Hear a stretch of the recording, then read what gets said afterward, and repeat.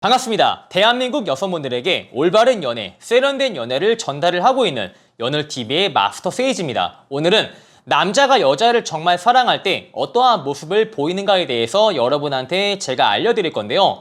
먼저 자기 희생적인 면모를 많이 보입니다. 남자가 어떠한 자기 희생을 보이냐면은 현실적으로 일단 거리입니다. 내가 편한 장소에 여성분을 유도를 하는 것이 아니라 여성분이 편한 장소에 자신이 맞추는 행위를 보여준다는 것이죠. 두 번째가 비용이라는 측면인데요.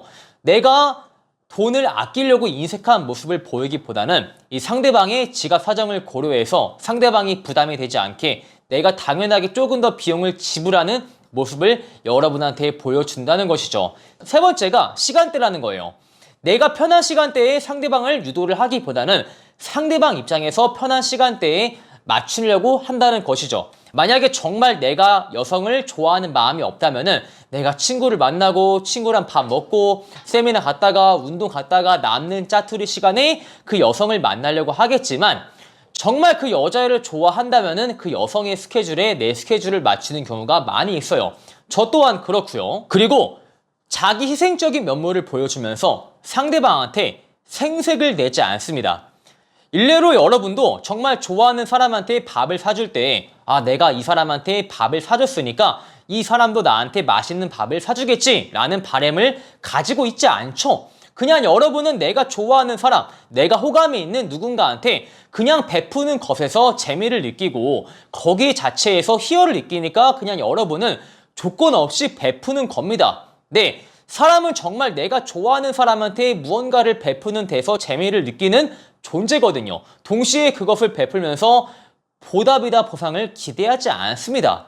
근데 여러분을 좋아하는 남자분 또한 거리나 비용이나 시간대 이 세 가지 측면을 여러분한테 희생을 하면서 생색을 내지 않아요. 내가 이렇게 좋은 선물을 해줬으니까 다음 생일에 기대를 만빵하고 있을게. 내가 이렇게 자기 편한 시간에 맞췄으니까 나중엔 자기가 나한테 맞춰야 돼. 이렇게 생색을 내지 않아요. 그냥 여러분한테 베푸는 것 자체만으로 이 돈 쓰는 재미나 희생하는 재미를 느끼기도 하거든요. 저 또한 정말 제가 좋아하는 여자한테 비싼 밥을 사줄 때 재미를 느껴요.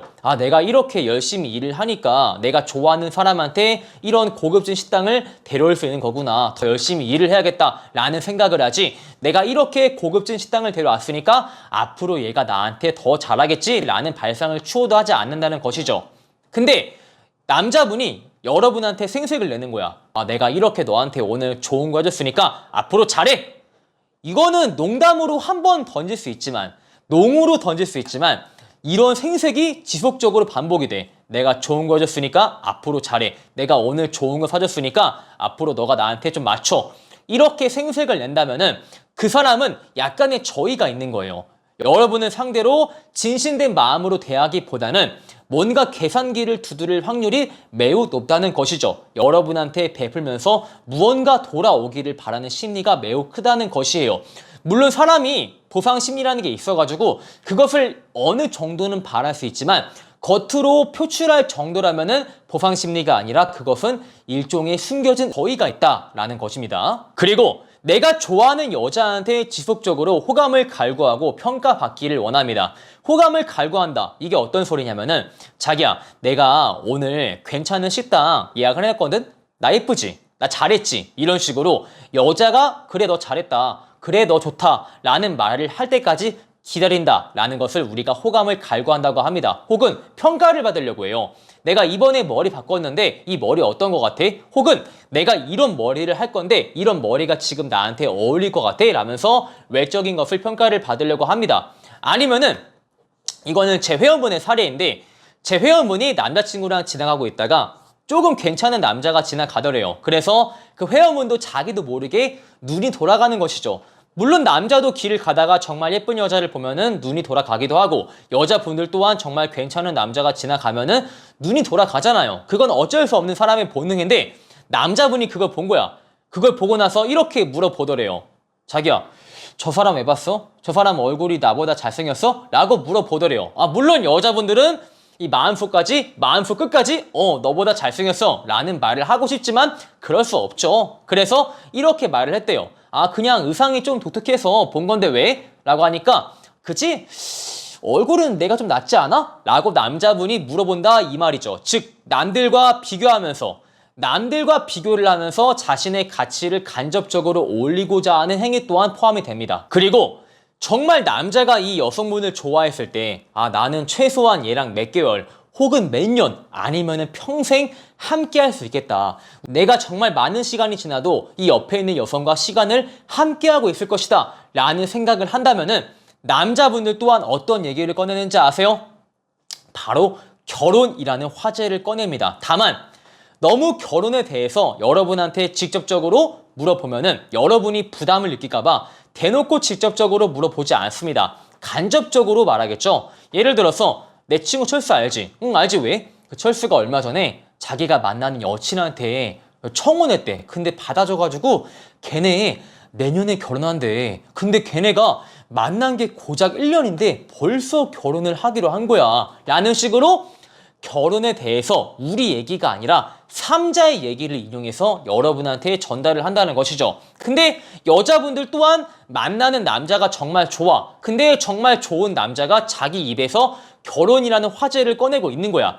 그러면 대부분의 여성분들이 이 앞에 있는 남자랑 결혼을 하게 되면은 어떠한 감정이 들고 내가 어떠한 삶을 살고 있을까라는 생각을 한 번쯤은 하게 됩니다. 맞습니다. 그게 남자분의 의도예요. 나를 상대로 단순히 남자친구가 아니라 이제는 결혼을 할 수 있는 상대로 인식을 하기를 원한다는 것이죠. 다만 그것을 너무 직접적으로 콕 찔러버리면은 여러분이 부담을 느낄까봐 처음에는 간접적으로 들어오다가 여러분의 반응이 좋으면은 조금씩 직접적으로 들어올 겁니다. 그리고 옛말에 정말 남자는 여자를 강하게 좋아하면은 자신의 감정을 표출한다.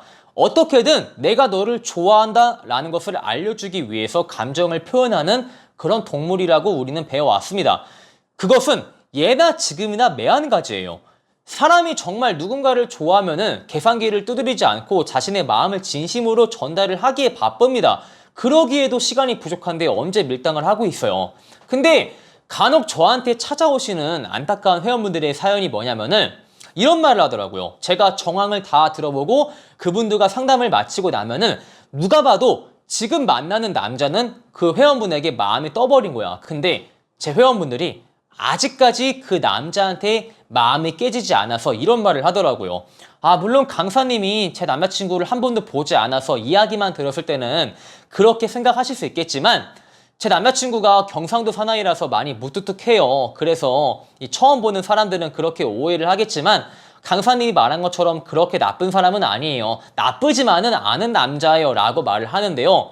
여러분, 인지 부조화라는 말이 있습니다. 그것이 무엇이냐면은 나는 정말 이것이 좋다.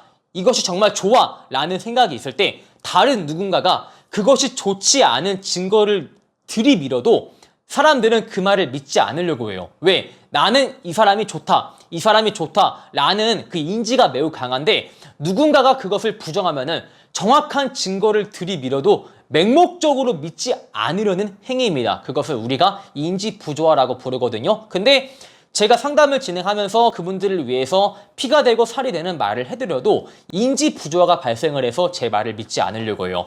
방금 제가 해드린 말처럼 강사님 입장에서는 제 남친을 모르니까 그렇게 말할 수 있지만 남자친구가 나쁘지만은 않아요 라고 말씀을 하신다는 것이죠. 하지만 이미 그분은 남자친구와의 관계에서 너무 지쳐가지고 저를 찾아오는 것이거든요. 하지만 그런 와중에도 남자친구를 두둔하게 바쁘다 이 말이죠. 정말 안타깝죠? 자, 이렇게 해서 남자가 정말 여자를 사랑할 때 어떠한 신호를 보내는가에 대해서 여러분한테 명확히 알려드렸습니다. 제 영상이 마음에 들었으면 좋아요와 구독, 마지막으로 연월TV가 힘낼 수 있게 여러분의 댓글을 부탁을 드리겠습니다. 안녕!